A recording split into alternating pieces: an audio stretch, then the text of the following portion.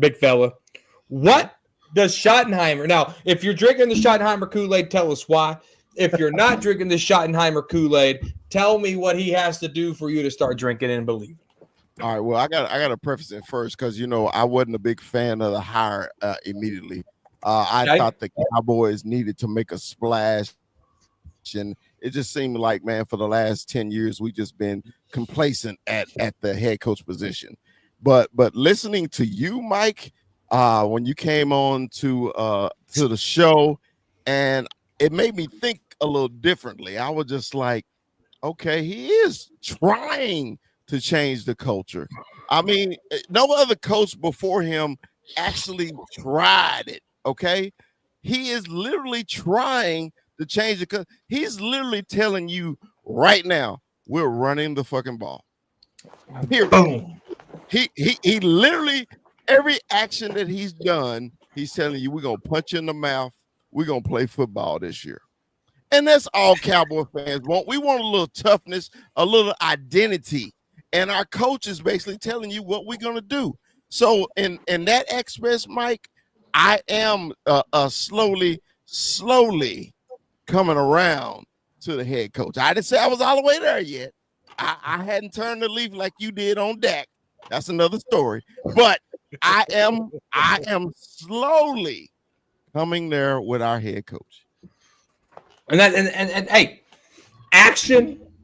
Mike McCarthy lied to us in the first 5 minutes of his press conference. Yeah, he did. Schottenheimer has not lied to me yet. Now, if we go out against the Eagles and only run the ball 15 times, he lied to me. Right? He lied to me. Yeah. Daddy Savage, what's up, brother? Nothing. Chilling. I apologize. I saw your text late. I apologize. No, don't need to apologize. We're here. This is the corner of Crazy and Cowboys. Is talking crazy. Yeah, they talking crazy tonight. Oh, yeah. Danny, you ain't missing nothing. Yes. Hey, but check this out, Savage. And I know you don't drink the Schottenheimer Kool-Aid, so I don't got to ask you the two-faced question here. So I'll just get right down to it. What does Schottenheimer have to do for Danny Savage to drink that Kool-Aid? I know it's a tough toll, and it's been 30 years of nothing, but I'll say it once and I'll say it again. When you're a Dallas Cowboy, you have one standard, and that's the Super Bowl ring. Nothing else. Nothing else matters. You win the Super Bowl, or your season was a failure. There's no moral victories in football. There's no moral victories in life. There's no moral victories in a fight on the street. You win the Super Bowl, or the season was a failure. And I know that's big to throw on somebody, especially coming from Jerry and his 30 years of just, doing the same thing over and over again. But I'm going to be honest with you. I don't even think, me personally, I don't even think a good coach wants to come to Dallas anymore because they don't want to deal with the Joneses. And they pick their own yes men. We'll find out. We'll find out this year, but I don't know, man. It's tough. Okay. So G Hampton told me to calm down. Everybody's saying Cowboys corners talking crazy, which I might be. No, but look, here's my stance. All right, here's my stance. This is maybe I didn't explain myself good enough the first time. Let me. Whoosah. All right, check this out. Yeah. I understand that this is the underwear Olympics, but when I look at the results that I have so far, I can only grade what happens up until now, right? I understand that we still have training camp. We still got another portion of mini camp to go, and then we still got training camp. We still got preseason. We still got a long way to go. Yeah. But if I got a list and I'm checking off this list, all right, higher, Brian Schottenheimer. I like Big Fella said, wasn't a fan at first, right? Now Schottenheimer tells me we're going to run the ball. Oh, okay. Clayton Adams did. Okay, now boom, boom, boom, boom, boom. When I say that Cowboys have done what much more for Schottenheimer in these short months than they ever have for Mike McCarthy, here's why. We needed a wide receiver last year. They got Jonathan Mingo.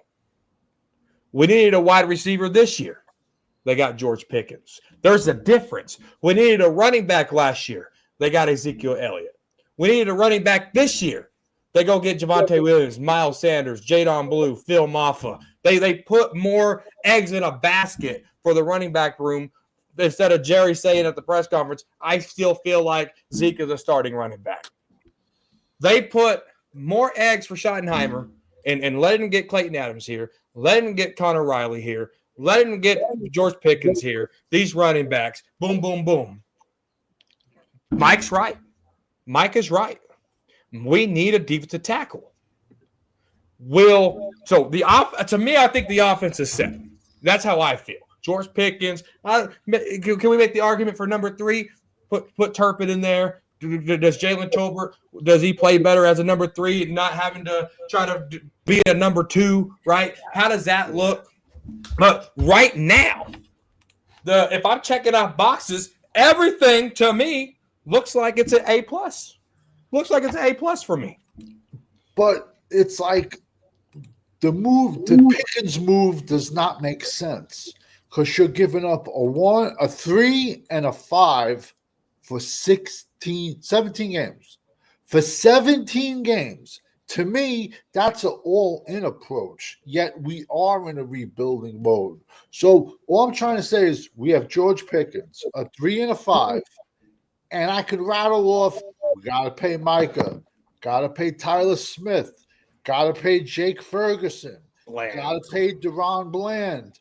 Got to play the highest paid kicker in the NFL. Is our fan base that delusional that they think we're going to have the highest paid player at every single position? It's comical. It was a waste of a 3 and a 5. As of next year, we only have 5 draft picks. So, Danny, real quick, Danny. So when you say maybe next year would be a rebuilding season, because no, we will not be able to keep all these players. And I'm going to tell you right now, there's no way we can do it. So I look at this. I'm trying to figure out when you say we rebuilding, at what position? I mean, to me, when I think about rebuilding, that means you got a new quarterback coming in with your new coach. You got a lot of missing pieces, but I think we got, as far as this offensive side of the ball, I really think it's more solidified. Maybe a little work on defense, but I don't see the rebuilding this year, but I can see maybe a rebuilding next year because, like you mentioned, all the players we have to play, and I'm sure we probably won't be able to keep all of them. So I think we need 2 safeties right off the bat, 2 linebackers right off the bat. That's 4. We need another giant in the middle. I'm up to 5 or 6. Our 2 defensive ends are 6'2", 250 pounds that are going to get run over for. So that's about Danny. 7. And now let's go to the offensive side of the ball. Let's be honest. Let's be completely honest. On the offensive side of the ball, we have a lot of question marks with both tackles. We have a question mark with Jake Ferguson. We don't know if he was hurt, he regressed, or he missed Dak that he was regressed. But as the team looks right now, offensively, okay, running back and wide receiver, but every other position you can, you know what I'm trying to say? You can get it. And I just don't see, does any of our fans think we're close enough to win the Super Bowl to give up a 3 and a 5 for Pickens? So basically, next year when we have 5 picks, then we're going to rebuild. Like, it's just, but Jerry, that's why. Jerry's a brilliant. The fans wanted to pay Dak. He paid him. Mm-hmm. I wouldn't say the fans want, some fans. I wouldn't say a lot of fans want Bland. A lot of fans wanted him. Pay him. Fans want Micah paid. He's going to pay him. But him paying him doesn't include us winning. It's just the way he plays the salary cap game. I'm just saying, to give up a 3 and I'm a big draft guy. That's why it bothers me more. But to give up a 3 and a 5 for 17 games schedule, you only do that when you're 1 player away to get you over that mountaintop. This is a 4-year rebuild. Let's be honest. We had the offensive line. Hold on. Go ahead, big fella. Okay. I was concerned with the Cowboys in the offseason because it seemed like they wasn't in the fight in the East because everybody kept improving their team except for the Cowboys. And we all said this, but going into the year last year, the Cowboys needed a running back. But they started that committee shit, and then they finally gave the ball to Rico and saw what happened. Okay, so we going into the season this year. We said we need a receiver. We thought we was going to get a receiver in the draft. We didn't. So big fella went crazy on TikTok talking shit about the organization. And what did Jerry do? He go get you a receiver. Okay. Now we're talking about money and draft picks. I don't give a shit about that right now. All I care about is 13 to 14 wins, us getting in the playoffs, us getting to the NFC Championship and the Super Bowl. I can care less about the future right now because everything we asked for, he did go do. And that's why when we lose, he sits back in his booth and laughs his ass off. We've been 30 losing. years of nothing. 30 years of nothing, yet we're the highest ranked franchise in the world. Doesn't that tell you something? Danny, Everything Jerry touches turns to gold, except Danny, a Dallas thing. This is my thing. What do you want him to do? He did exactly what we asked, okay? Because we wanted this. Only thing that we asked that, of course, Cowboy Corner disagree with was the quarterback position. Okay, let me ask you a quick question. One quick question. Would you rather have George Pickens or Ndamukong Suh at defensive tackle in the middle of the line? I'd rather have George Pickens. You want old Ndamukong Suh? At this point, Ndamukong Suh is not, but okay, and let me tell you, if you even say that, I'm good. You don't have to answer no more. He was good. He was good in Nebraska. He was good his first 4 years in the league, and he didn't do anything else after that. His name made him all pros. Ndamukong Suh George I'm Pickens. not saying Ndamukong Suh now. I'm saying Ndamukong Suh when he was in his prime. Still George Pickens. George Pickens. Okay, listen, to be fair. Why would you time out? Why would you bring how does that scenario make sense in this team right now in 2025? Because the team needs a giant defensive tackle to stop the run is much more. So bring me a current defensive tackle that makes sense now in 2025 instead of a 10-year ago has been. So I think he's talking about talent. He's talking about talent, though. I think Danny's just talking about Pickens than Ndamukong Suh in his prime. That makes no sense to this scenario. That's a big hypothetical. He's just telling us what the fans wanted, and Jerry got him. So you want Ndamukong Suh to go in a time machine and play for the Cowboys this year? I said that. If Ndamukong Suh was in his prime versus George Pickens now. Next question, Dallas Cowboy Chris. How many games have you watched of George Pickens? How many games? I can honestly tell you every one, and let me tell you why. Because my best friend is a diehard Steeler fan. So we watch games together. So I've seen every game George Pickens has played, okay? In the NFL, not in college, in the NFL. And I literally told him this last year, literally out my mouth. Give me George Pickens on the Cowboys right now. Give him to me. I want him because they would throw him the ball. But you don't think he runs lazy routes? You don't think he quits on routes? No. You don't think that or no? No. He did with the Steelers, man. It was he cleaned it up though. Did you see the Steelers offense last year? Okay, I did. So let me explain it to you. This is what the Steelers did. Run. Oh, it's long distance. Hey, let's try to throw a lob ball to George Pickens, and then if he don't catch it, oh, he's lazy. Come on, bro. I'm glad you just said that. Has Dak ever been a 50-50 throw the ball up in the air? Never. He only time he was. Hold on, one at a time. He is when he had Dez, because Dez was a 50-50. He and Dez could never get on the same page. He and Dez never got on the same page. Older Dak is So going to that's get on a page. opinion. Now, no. Listen. Number one, not only that though, guys, we got to look at Mike McCarthy's offense. It was outdated. It was terrible. True. I mean, how are you going to throw a 50-50 ball when the man don't have enough time to throw the ball downfield? I mean, it was terrible. And I was a big candidate for Mike McCarthy, but we saw what happened. That the game has changed, and his offense was stale. It was outdated. So we couldn't expect him to throw a 50. And we're talking about we're trying to put Brandon Cook as an outsider. He's a slot receiver. What 50-50 ball is Brandon Cook going to get as the Z receiver? It's not going to happen. Now you got a true number one receiver playing on the opposite side of CeeDee Lamb. Now, more than likely, that's more of a threat. When Brandon Cook played the wide out, they didn't respect that.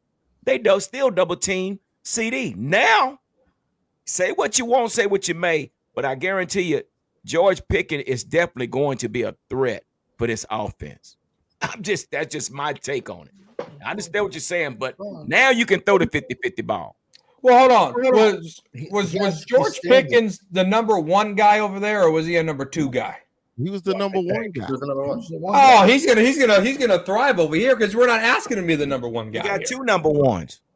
Right. We're not asking George Pickens to be number one over here. The weight off the shoulder is not there for Pickens. So that's even better. Yeah. Exactly. Go ahead, Eshaun. No, the only thing about look, I like getting George Pickens, man, but I didn't watch him enough with the Steelers to comment about that, whether he quit on routes or whatever. I just think, man, I like Pickens, but like I said earlier, I just don't like getting 1-year players, man. I just don't think you can consistently build a team like that. That's just me as it pertains to George Pickens on that side of things. And yeah, so I mean, that's it really. I mean, I like the move. I don't know how it'll make Dak better. I'm not saying it won't make it better, and it definitely improves our chances on offense. But for 17 games, I just don't know how lucrative a move like that is if you're only going to get him for one season. That's just so. Let me ask this question real quick. So, how much different is this when we brought in, let's say, Deion Sanders? How much different is it when we brought in Ken Norton? How much different is we brought in big players back? The reason I like it because it's a splash. It's a splash move. We never brought in Ken Norton. He left us to go to the San Francisco. Not Ken Norton. Let's go with Charles Haley. That's what I meant to say. Charles Haley. We sent a second and a 5th round draft pick. But again, it was a big splash when we did what we did. And we got results out of it. I understand what you guys are really going to compare Charles Haley to George Pickens. No, we're not comparing, bro. We compared. Guys want George Pickens over Ndamukong Suh. These are instances. These are instances. Hold on. Savage. Savage. True. Did you want a number 2 wide receiver on this team or not? Yes or no? Simple yes or no. I would want everything number 1 on this team. Yes. No. Not number 1, number 2. Did we need a number 2 wide receiver on the team? Yes or no? Yes, but we had bigger needs. Okay. We had bigger needs. That's all I'm saying. Yo, we have this is opinion, y'all. I mean, y'all get up off of Danny. Opinion.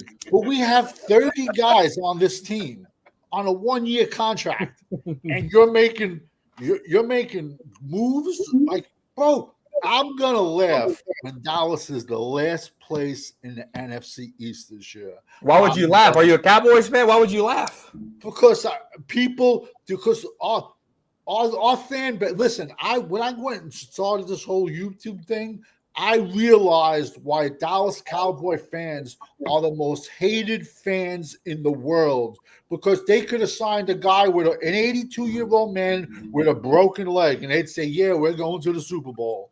They're just he's right. That's us. Yeah, true. Cowboy fans are not realistic. Dak Prescott can throw 4 interceptions. Nobody will say a word. Well, I don't know. Wait a minute. I don't say that not now. all of us, but like 99%. Not all of us, but most of the the Dallas fans. YouTubers will say it. He could do no good. Look, how about Boss Man Fats? He killed a girl this morning, man. You talking about Kevin drive-by? Jones. Well, yeah, he has two souls on his conscience. Yeah, he has two souls on his conscience. But look, and I'll let Mike go after this. Mike's been quiet. I know Mike got something to bring to the table here. What I can only go off year by year. I don't want to go off scenarios of Mike Dick, like Mike Ditka playing for the Cowboys in 2025, right? I don't want to go off that scenario. What I do want to go off of is what's happening now. We needed a number 2 wide receiver. We got the number 2. Do we like the compensation? I don't know. If he leaves in 2027, we'll get the comp pit back. We have 5 draft picks now. We'll get some comp picks next year for the free agency that just left. It's a cycle on how the Cowboys do it. Right now, we're looking at the 5 draft picks as if that matters right now. That doesn't do anything for me. I don't even know where we're picking at next year. Are we picking number 1 overall? Are we picking number 32? Are we picking in the middle? Draft picks to me are irrelevant right now because I don't even know where I'm picking. So what I can go off of is what I'm looking at right now. And what I'm looking at right now is we needed O-line. We got Tyler Booker and Cornelius. We needed running back. We go get Jadon Blue and Phil Maffa. The only thing that they haven't addressed right now, and Mike has been pounding his fist on the table, sending super chat to super chat, is defensive tackle. Exactly.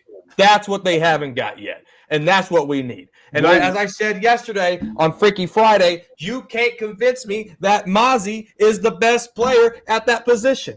And Matt Eberflus, if he watched all the tape and done his job, if Brian Schottenheimer watched all the tape and did his job, they know for a fact that Mozzie Smith is not the best player right there. So are they having meetings? Are they having discussions? Is there somebody else? Is there a sneaky need in the last 2 draft picks that we got in those big guys, right? Is there something there that replaces Mozzie right now? It better be. They better have something there because if they don't do their job, it's only going to hurt them and it's going to be insanity. We took care of multiple things, but we still got a glaring need at us, and that is the running game. And you know what's crazy? Brian Broaddus on 105.3 The Fan said Malik Hooker was graded the best run stopper for the Cowboys last year.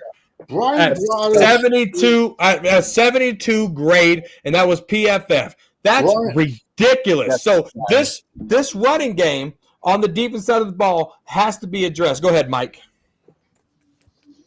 So I think the George Pickens trade was a very good trade. It takes the pressure off of CeeDee Lamb. And going back to what we said about the draft picks, I would not be surprised if Trayvon Diggs gets traded after this season.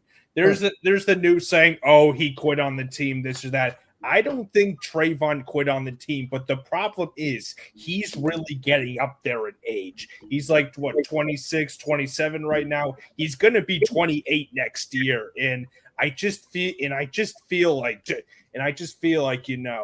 it's almost time to trade him. Injuries are just piling up with him. And I think if we trade Trayvon, I think we can compensate for some draft picks for him. Maybe trade him for like a second, 3rd round pick, maybe. It does suck because I like Trayvon Diggs, but I just don't think he's going to get any better. So that's kind of my take on all that. if you get a 6 for Diggs, you're lucky.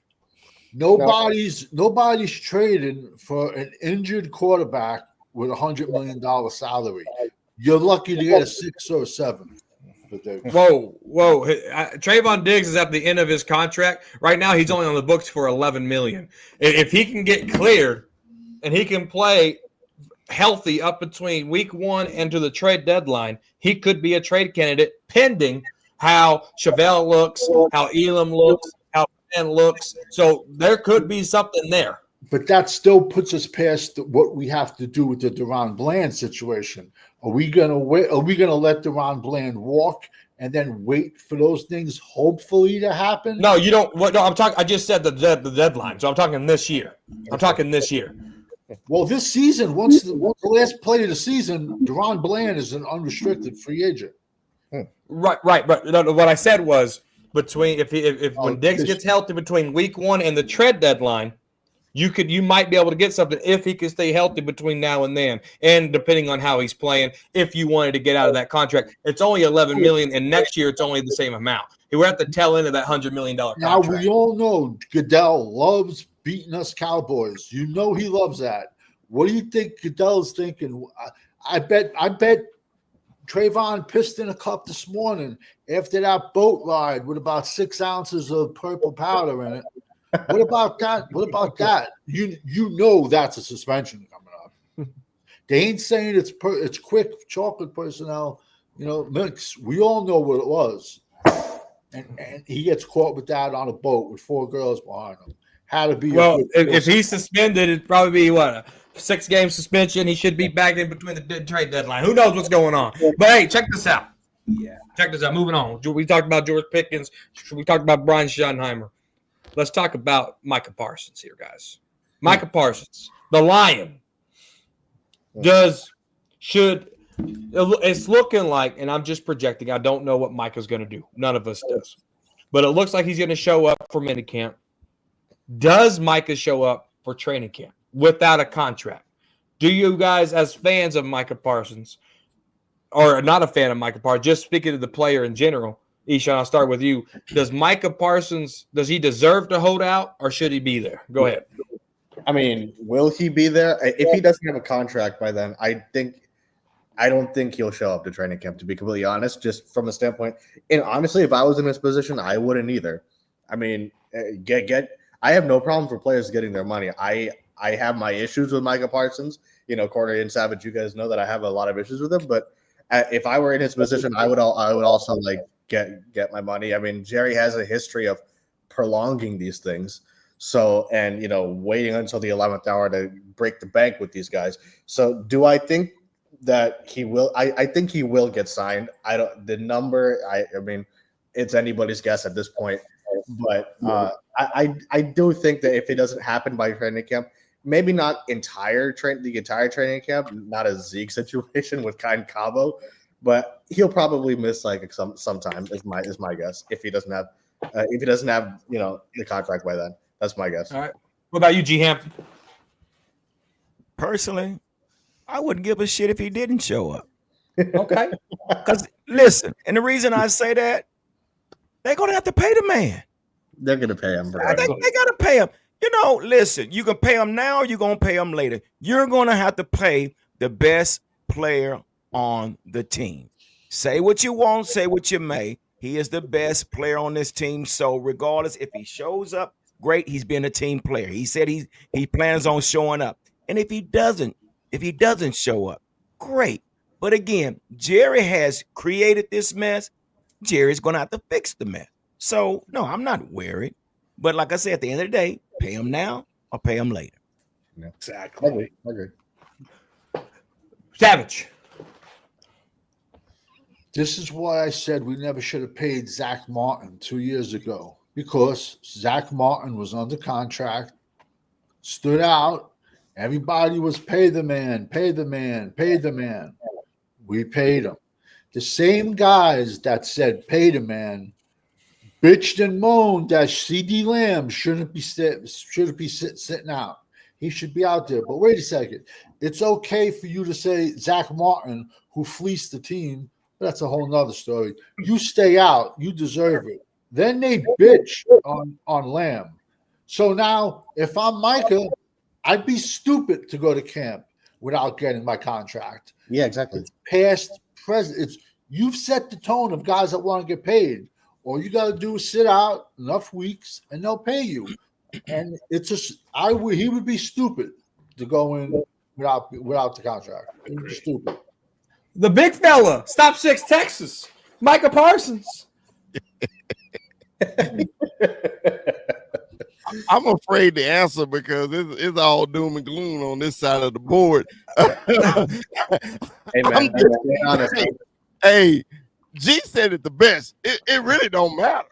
I care less. He can be there. He can come in the stadium an hour before kickoff in the first game. I wouldn't give a shit. I mean, I can care less because, hey, and let me preface this. Last year, before Micah got hurt. I was that proponent, man. Let's trade Micah. Let's get everything we can get for him, because I thought his mouth was talking too much and he wasn't performing like he should. And when Micah came back off of that injury last year, and everybody knew we wasn't making the playoffs, but that boy played like his hair was on fire every snap. And it made me change my whole perspective on Micah Parsons. So now it's up to the Cowboys, like G said. Jerry created this problem, okay? Yeah. He could have solved a lot of these issues by signing these guys early. You knew what you could have done with the remainder of your money, but he didn't. He likes the 11th hour. Yep. So he's going to do the same thing with Micah. Of course, we all know Micah's going to be the highest paid non-quarterback in the league. We know this, okay? And that's just something that the Cowboys got to deal with. But as fans, I'm happy number 11 is on my team, okay? Because at first I was like, get rid of his ass. He's talking too much.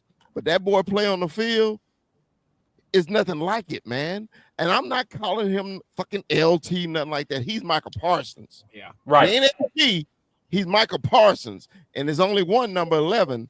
And I want him with that star on his helmet. So I don't give a damn what Jerry got to do. Real quick, check out the last 4 years stats of Darius Slay and Micah Parsons. A corner and a DN? Of Darius Slay. Darius Slay is a linebacker. He played for the Jets and in Philadelphia. Darius Slay is a corner. Wait, Darius Slay is a cornerback. What's the corner? Right. Darius Slay is a corner. Who's the guy that the Jets got rid of when he went to Philadelphia? Defensive end. Small kids, about the same size. You're talking about Bryce. What's his name? They tried. Philadelphia tried to. They tried to mock. They tried to mock Micah. What's his name? He about the same size as Micah. He didn't pan out. He's not a Micah. Come on, somebody knows his name. What's his name? Reddick. Hassan Reddick. Yes. Yeah, Hassan Reddick. Okay. Look up Hassan Reddick stats versus Micah stats. Versus Dak Prescott stats now. Gee, can you give whatever's in your cup back to him? I don't know why. I speak the truth. You don't lie. I was like, Darius Slay's a corner, Savage. I didn't know what the heck was going on. But all right. Go ahead, Mike. Go ahead, Mike. Yeah, so I think Micah, we need to extend Micah as soon as possible. It's so annoying that we always wait till the last second to sign our players, and then it cripples us, and then it cripples the cap for the future. Because we don't forget, we also need to sign DaRon Bland. I think DaRon Bland is going to be franchise tagged, but we need to extend Micah as soon as possible. I think Micah deserves his money. I know I've kind of been critical about his podcast and all that, but I think he's still a great player, and I definitely think he deserves his money. And I hope that he remains with the Cowboys for a long time.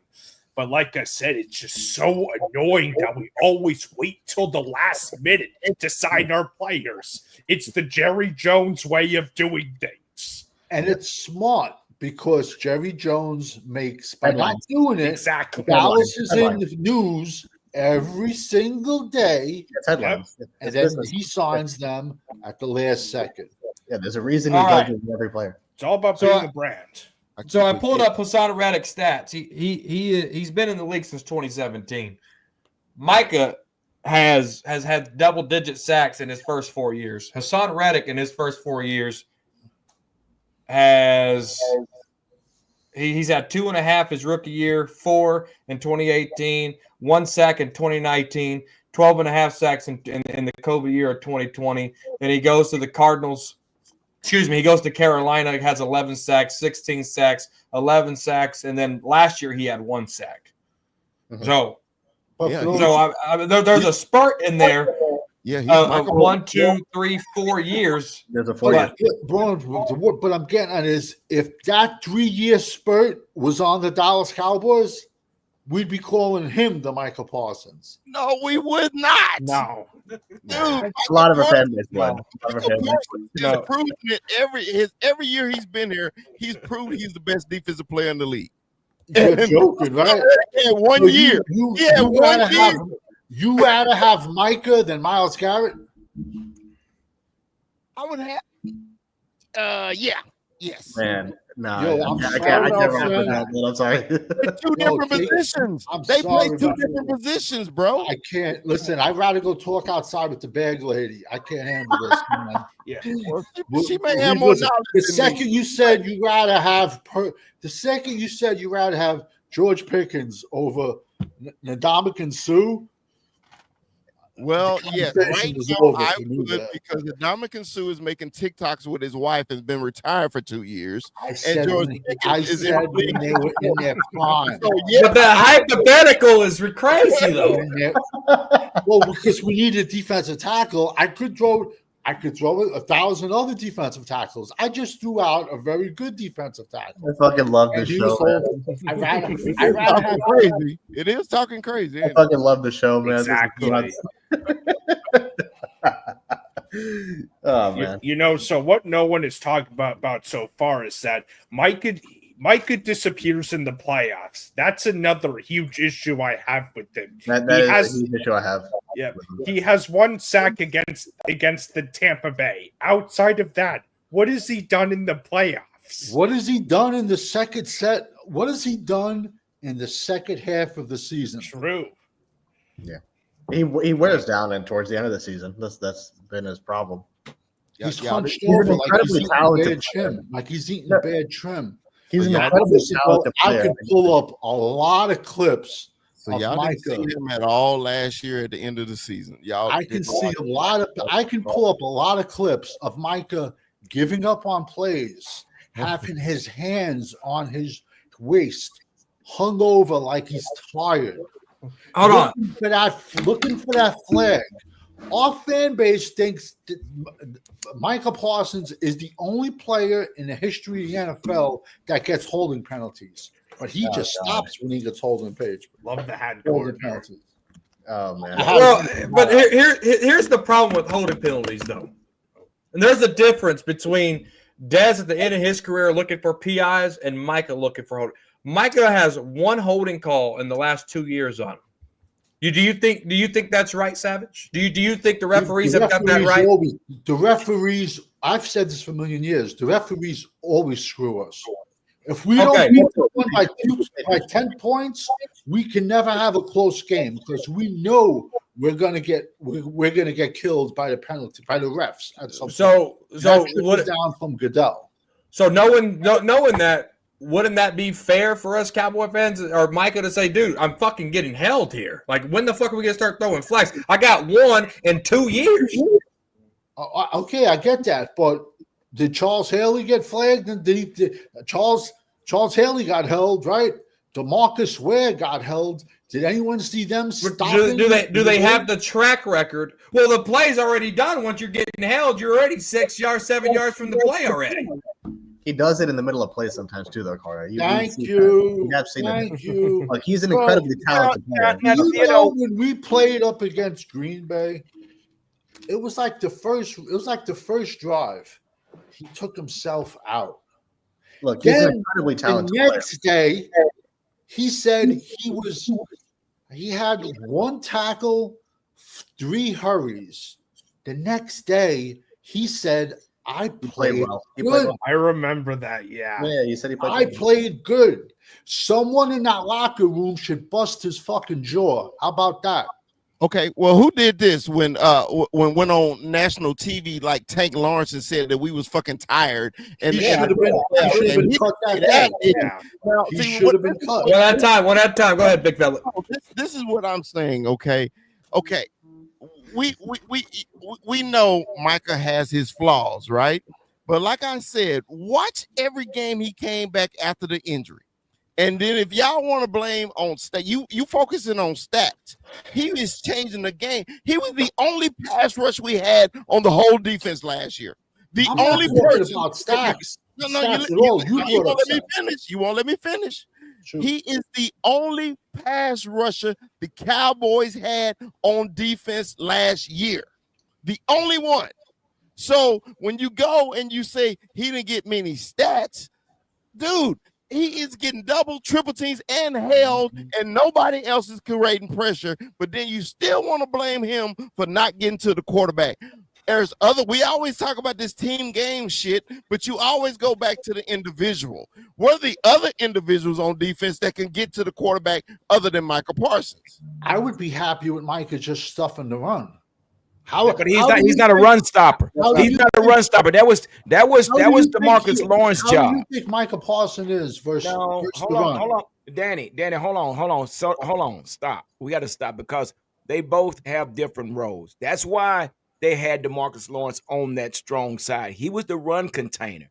You had Micah as the pass rusher. That's just the way that was. Yeah, like you said, like Big Fella said himself. They triple and they double teamed him to where when they ran at him, it made him look bad. Again, man, we can keep going round and round about this. He took over for Tank Lawrence's spot, who was stopping the run. And then we put Micah there. And if you're a big physical tackle, Micah, he gets the shit slapped out of him. Well, he's 6'2". He's 6'2", man. Okay, if there's a video out there, he's working out with Myles Garrett.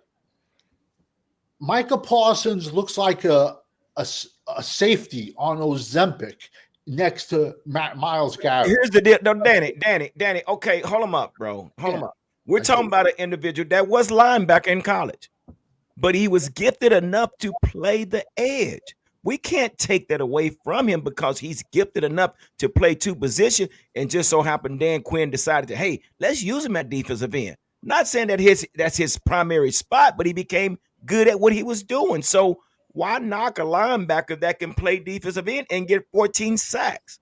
I mean, dude, I understand it's all our opinion, but to knock Parsons around like you're doing, I don't think it's fair on Parsons' part. I really don't. So you think it's cool when he says after I'm not worried about what he said. I'm not worried about what he's saying, Danny. Danny, I'm not worried about what he's saying. I want to see the actions on the field. And the man, and we've been seeing him hold his hand up because that right there lets you know how good of a player he is. When he's being held at least 40% of the time throughout the game or throughout the season, that's a problem. He's a problem. Alabama nailed it 1,000%.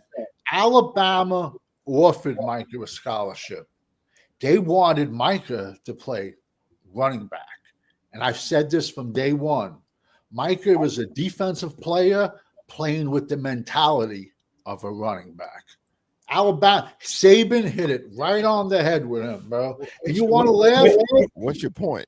What's my point? Yeah. If you don't think that you have to have two different personalities to play offense versus defense, I can't help that if you never played or coached. But he has 52 sacks in 4 years. Is that not an accomplishment for you, Savage? I thought our goal was to win the Super Bowl. But we're talking about Michael Parsons. No. You can't swerve like that in this conversation. Okay, we're talking about individual players. 52 sacks. When we're playing the Jets and it's 45-0 in the pouring rain, and there's 4 minutes left in the game, and he's on the field looking for garbage sacks. No. You can't swerve. You can't swerve into that, Sam. I'm not going to let you swerve into that. You just said he's a defensive guy with the offensive mentality. So I brought up the point of 52 sacks. You can't go back into an individual game. You can't swerve like that. Okay, no, I'm not going to swerve. I'm going to throw one back because me and you both agree on this one. Tell me, except besides a Thursday night game where DeMarcus Ware ever had a sack that meant anything. Now, that's just 2009 against the Saints. Mention when did Micah Parsons ever have a sack? When did Micah Parsons ever have a sack when it meant something? Against the Chiefs in 2021, but the Bengals game, we had that stupid punt mishap. Micah Parsons gave everything he had in that Bengals game, and Micah was a disruptor in that game. And we lost that game last year because of the guy wanted to touch the damn ball. Micah was a destroyer in that game. He was. You can't argue that. No, yeah. In that game, yeah. I'm not saying anything about that.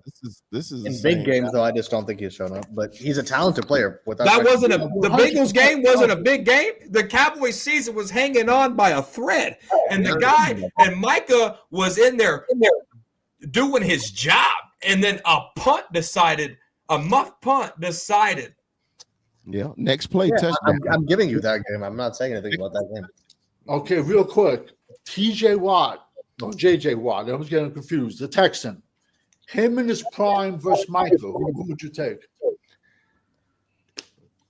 He's Definitely hypothetical JJ to make Watt. me laugh, man. I'd say JJ Watt. I'm asking the big man in the middle. Well, you're the same guy that said Zach Martin was fleeced the Cowboys, so I don't know how to answer this. Since I would go with who I like better. I would go with Micah. It's just my opinion. Micah. Now, don't get me wrong. JJ is a first. TJ, JJ, AJ, EB, ABC. Lakers in 5. He gonna be in the Hall of Fame. He's a Hall of Fame player. So let's do this. Yeah, since he's gonna be a Hall of Fame player, I'm gonna say TJ Watt for your satisfaction and your hat. So you say because I said Zach Martin fleeced them. Name me one player from the Great Wall. I'll give Zach 1992 over John Geeson, the right guard. Who in 94 or 95, 93 and 95, who does Zach Martin start over on the Great Wall of Dallas? Name me one offensive lineman. Gogan, because Gogan played guard. Gogan played offensive tackle. He started that tackle. They moved him to guard. Eric Williams was the right tackle. Center. And Nate Newton was the other guard, and Tourné was the other guard. I'm an offensive lineman. Shit, I know. Bro, no. Well, actually, Tourné was a defensive lineman for 5 years. You won't answer. You keep deflecting. You asked me a question. Yeah. I answered the question, and then you want to deflect. No, bro. Look, bro. This is why I don't come on talking crazy, because I get too razzle dazzled. I apologize.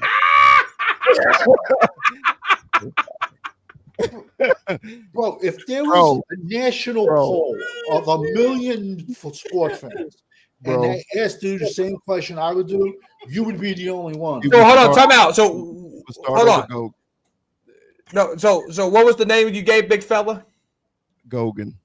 Okay, Savage, your question was, he answered the question. So what do you say about Martin starting over Gogan? What about 1995? No. You answered the question. He answered the question. Absolutely. So does Zach Martin start over Gogan? He doesn't. Why not? Gogan at all. Why not? Gogan was 6. Gogan was 6. That don't mean nothing, man. Kelsey's going to go in the Hall of Fame because they want all the Swifties there. See, the fact that you just brought up the Hall of Fame is a joke. Yo, everyone's saying Aaron Donald is generational. Well, hold on, time out. He's going to be a first inductee. Where are we going with this? I'm trying to talk to him. Where the fuck are we going with this? Because he's talking about the Hall of Fame. I have more respect for the WWE Hall of Fame. Steve McMichael had to wait 35 years to get into the Hall of Fame. Donaldson's going to go first ballot. Who are we trying to appease? The young crowd. Joe Klecko, defensive lineman, all pro with 3 different positions, waited 35 years to get in. But Aaron Donald, he's going to be first round because we want Kelsey, he's going to go in. We want all the Swifties. We need 29 million girls in the crowd with their iPhones. That's the Hall of Fame. But now, so who? They'll show up at the game. I don't know if they'll show up at Canton. Of course, just to get a glimpse, they will. Who does Zach Martin start over at 1995? A Super Bowl team? Yeah, Super Bowl team. Last Super Bowl team, 1995. Who does Zach Martin start over then? It don't matter to you because you got the right answer, right? No, I'm asking you. I'm asking you. It's turned into a comedy station. I'm asking you.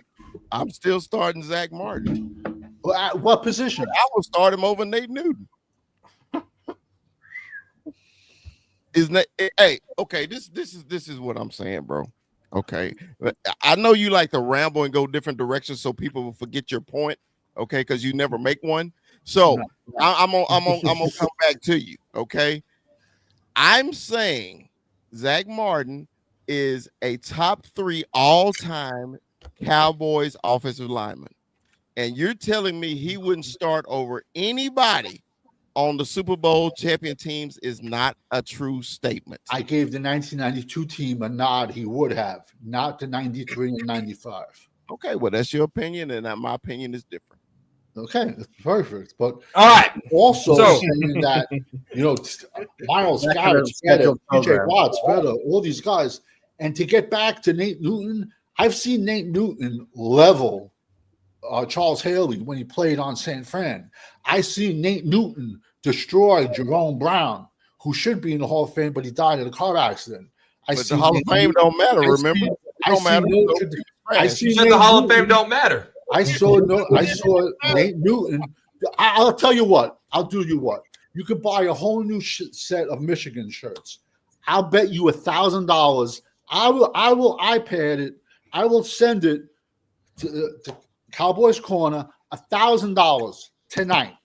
If you can show me 5 clips of Zach Martin, because when I think of first ballot Hall of Famer, I want to see you taking future all pros, because everyone basically that Zach Martin played against are not eligible for the Hall of Fame.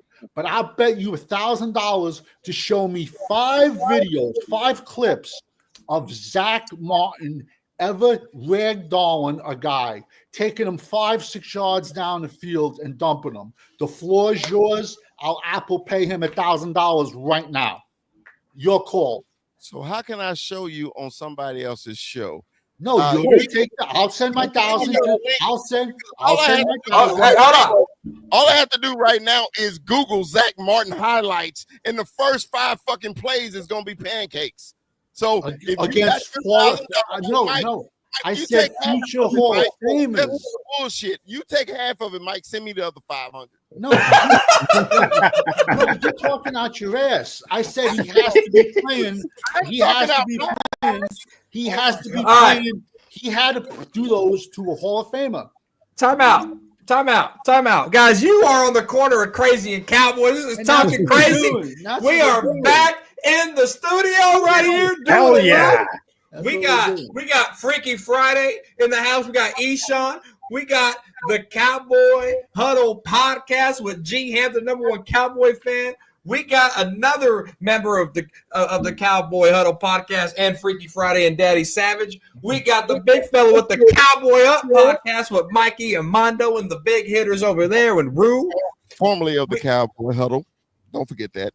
And formerly of the Cowboy Huddle. And then we got Mike, the best moderator and gifter of the channel right here, guys. This Hell is yeah, Crazy yo. on the corner of Crazy and Cowboys. All right. So we got to change the subject, betting money and doing all. It's not that serious, guys. It's just opinions. All right, let's I have no idea where let's get into the last let's get into the last topic here, guys. Let's get into the last topic.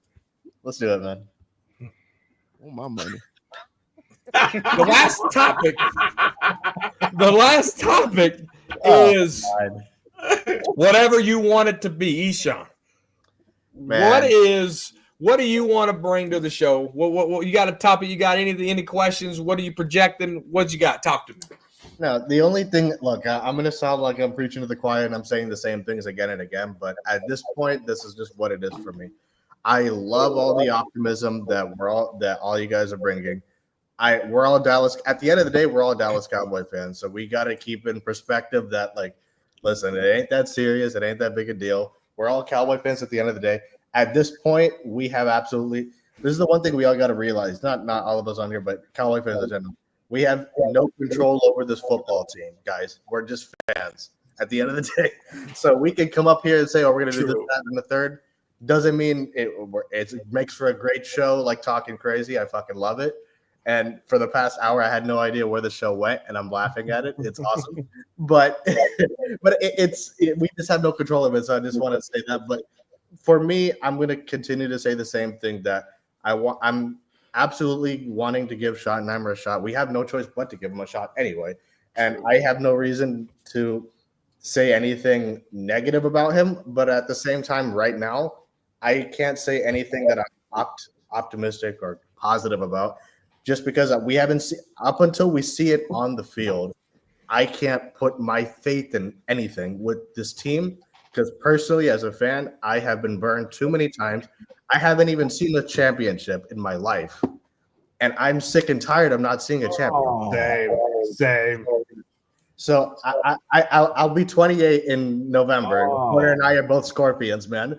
But it's Scorpio power. Yeah. And I have not seen a Super Bowl in my lifetime, and I'm sick and tired of that shit. And it's annoying. It's frustrating. It's annoying. I'm sick and tired of not having seen a championship with the team that I love. But I just think we at least I love this team with all my heart, but I just cannot.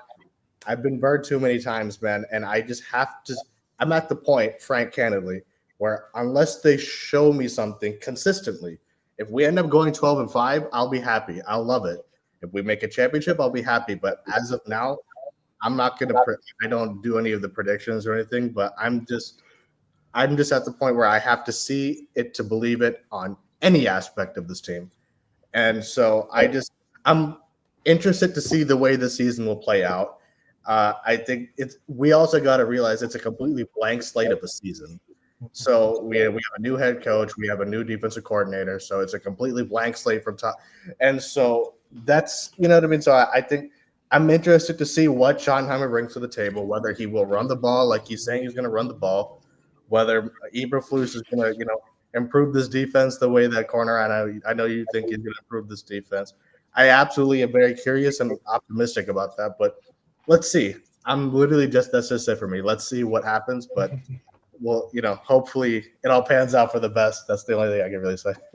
G Hampton, the number one sports fan. Yeah, man. Woo! I think next Saturday I'm going to hand out red cups to everyone. Hell Big yeah. fella, you know how we used to do it. Yeah, everybody going to have solo cups next Saturday. Anyway, so let me talk about this, man. Let me talk about this, and I talked about this on my podcast this morning. But I want to bring something. I want to see what you guys think about this. So, and I know we all been saying, and I was one that said it. I was one that said it. I said that Deuce Vaughn's story was a beautiful story. Okay, now let me just bring this up, and I want you guys to elaborate on it.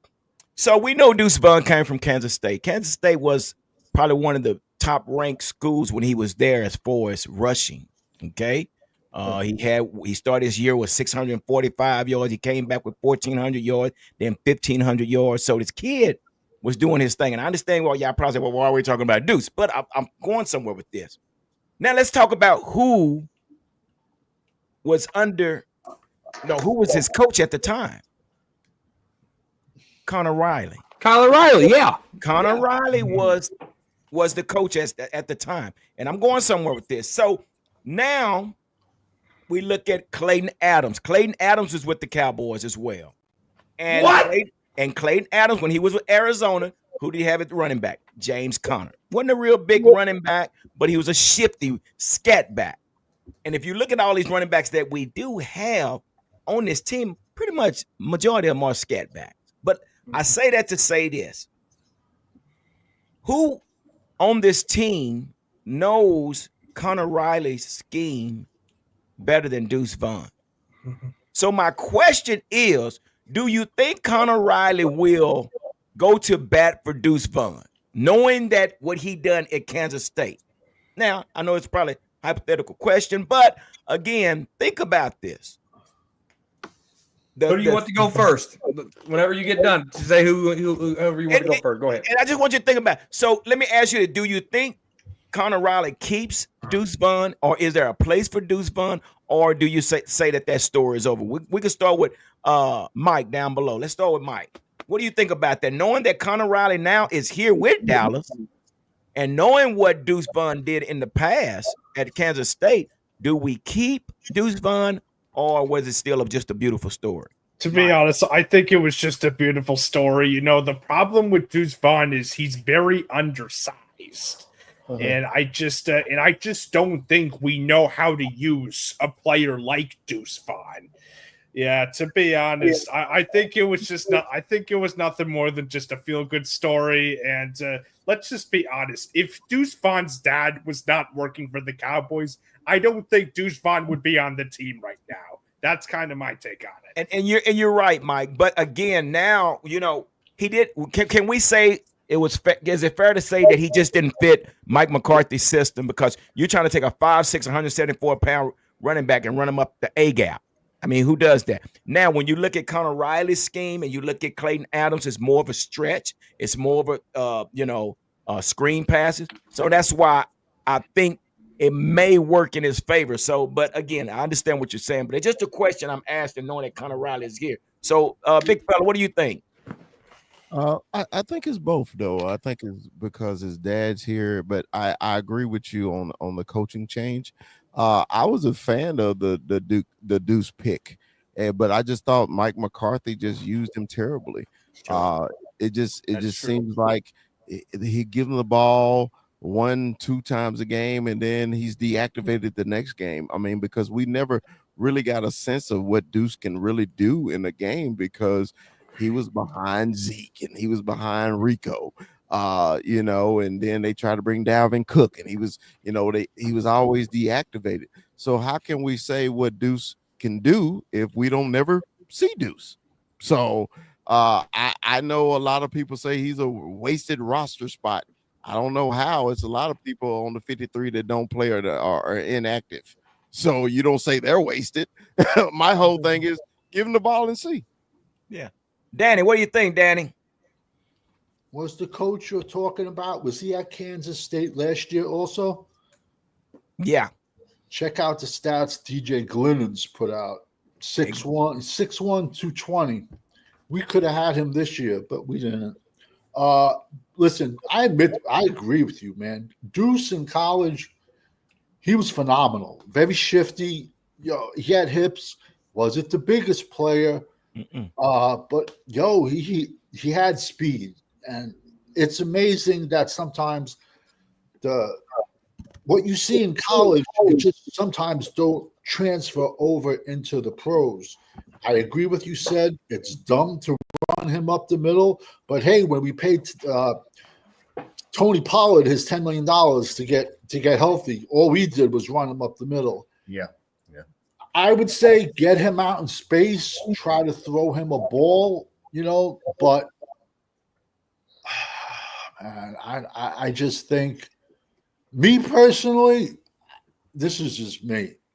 I think Maffa's the number one back, and Blue is this change of pace, because that's how, or Javonte Williams, that's how it should be. It should be a big bruiser and then a scat back. And you can, if you get Lumpke, I honestly would rather have Deuce Vaughn on the team than Hunter Lumpke, to be honest with you. The fullback has been phased out of football. But I mean, but we're getting back to what I say too. You're never going to see someone's prime unless you see them with the ones. So when you see these guys playing, if you see Deuce Vaughn playing with the threes in preseason games, we're not going to, you want to see his best, put him with the ones. That's just my opinion. What do you think, Eshawn? I personally think, I'm with Mike, honestly. I think it was a feel-good story. I mean, listen, man. And I just frankly don't think the Cowboys know how to use a player like him. That isn't to say that he doesn't have the talent. I'm not going to go that far. But granted, it might have been McCarthy, but in the 2 seasons he's been here, he's netted a total of 110 yards total, 40 carries. That's pretty bad. So I did, you know what I mean? And so, yeah, the big fella said the same thing. It just they rarely used him. He never, but now he's with a system that he's familiar with. This running game is going to be totally different. I can really attest to that it's going to really be different. So Cowboys going to Mike. What do you think about that question? Yeah, 100%. So I'm going to take you back. December 2023, Cowboys versus Lions. Jimmy Johnson inducted to the Ring of Honor, AT&T Stadium. The only two running backs on the team at the time starting was, and I was at that game. This is why this is so imprinted in my memory, was Tony Pollard and Deuce Vaughn. Deuce Vaughn, I got to see in the back of the end zone as I was sitting there, so I got to see a lot of Deuce Vaughn in those reps. The NFL and the college, the NFL is a tick faster versus college. Yeah. And so when you look at Deuce Vaughn and you look at those mighty little legs, they're moving fast, but he's not getting anywhere. And you could try to move him to the outside, moving east to west. You can try to get him north to south. The NFL is just too fast for his style. There's only been one running back and he was an inch taller, and that's Darren Sproles, to try to do what Deuce Vaughn can do. And Darren Sproles played special teams. If Darren Sproles didn't play special teams, he wouldn't be in the NFL as long as he was. His best year combined catching and running was only 800 yards. That was his best year in Darren Sproles. So Deuce Vaughn, and this might sound ironic, but it's too tall for him. It really is too tall for him. He will not translate to the NFL. It's not. The odds are so much against him. It's time to move on. We got the likes, we got the retweets, we got the story out. We went viral. That was his moment. That was his career moment. Him going viral, not doing anything on the field. Okay, and that's just a question because I put that together. I said, well, damn, Cooper Riley is with Dallas. Who better knows the scheme than Deuce Vaughn? But no, yeah, it was good. It was a good question. Thank you for doing that, Danny Savage. What's up? What's up? You got a topic for the show? Are you going to give final thoughts? Final thoughts, just everybody just has to stay healthy, don't get in trouble, and wait till training camp starts. I can't get excited over helmets and shorts. Everybody looks good in helmets and shorts. So just like I said, nobody get in trouble, nobody get hurt, and pray for the best, but be prepared for the worst. It's like Eshawn said, me and a lot of my friends that are my age. That's for me. We checked out. I'm being honest with you, because the Joneses don't want to win, man. They just want to make money, and it shows. But us, the fans, it's sad when when Dallas was down like 20-0 at halftime versus Green Bay. You saw Jimmy Johnson, man. Jimmy Johnson's like close to 80 years old, and he gave a more fiery speech than I guarantee you McCarthy or every single player in that locker room did. He gave out a fiery speech. That's something you can't coach. That's not something that can be made. That's something that can only come from inside your heart. But it's sad when the fans care more than the people that run the organization. It's just like I said, Cowboys Chris. I apologize. I come off this way. It's just like I bleed blue and silver, bro, and that's why I have a draft channel. I don't talk Dallas. I don't. I do, but I'm just all right. I'm good. Okay. Thanks for coming on, Savage. Big fella, you got a topic or you got final thoughts? Final thoughts, man. It's always good. It's been exactly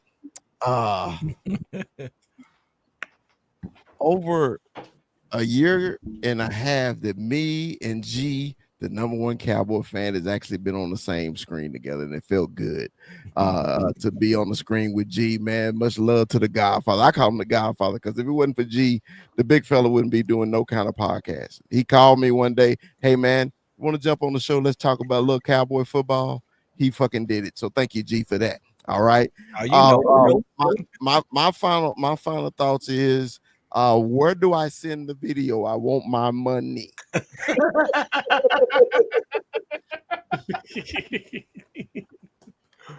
Okay. We'll stay. But you have to realize, though, he has to be pancaking all pros and future Hall of Famers. We keep changing this shit. No, that's what I said. That's If you can find me 5 videos of Zach Martin ragdolling and driving him 5 yards down and putting him on his back. All right, can I say this? $1,000. Can I say this? I've been winning these bets lately on these prognostications on YouTube. A kid bet me on Sneaky G show. He bet me $500 that the Commanders was going to win the East. He paid. New York Giants fan told me, I bet you such and such that the Giants to do this. $100. He paid. You bet me $1,000. Are you sure you want this bet or not? Because absolutely, because you have to find me him. You have to find me him. Finding and someone who's in the Hall of Fame now that he has. Yeah. Time out. Honestly, you really have to wait about a year or two, but because he's not going to be eligible. He's not eligible, or the guys he's played against ain't eligible for 5 years. But you said all pros, right? So Yeah. if they made the all pro list, that it counts. All he has to do is find 5 clips of him doing it to 5 all pros, because they make an all pro list every year. I said all pro and Hall of Fame. I said that. And I've said that clearly a million times on a million shows. I've had this bet out for 3+ years. No one will take it. But you can't get the result for 2 years. That's a crazy. Not even 2 years. It would have to be 5+ years. It's like Bigfoot. It's like Maxi Pad and all the stuff you did at Michigan, but it's never on screen. Hey. Okay. Mike, you ever talk about the winningest college football team in the history? 1,014 wins, brother. You cheer for who you cheer, and I cheer for Big Blue every day. Go fucking I like Blue. Michigan. So let me ask you a question. Let me ask you one question. Oh, In the okay. last 3 years, who is Michigan's best defensive tackle? Last 3 years. all right, bye, G. Thanks for coming on. The last 3 years, the best defensive tackle was drafted this year. Smart Graham. man. I agree with you 1,000%. 1,000%. Smart man. You got a kid, Derek Moore. I like this year a lot. All right, hold on. We got to get Mike. Mike, you got a final topic, or you got final closing, or you got a final topic? Absolutely. I'm glad to be on here. My apologies for being kind of antsy earlier, but kind of mellowed down, but yeah, so let me think about this. Oh man, I'm getting antsy again. But yeah, so but yes.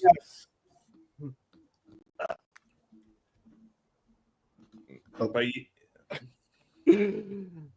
I don't really have any final thoughts, but bottom line is, You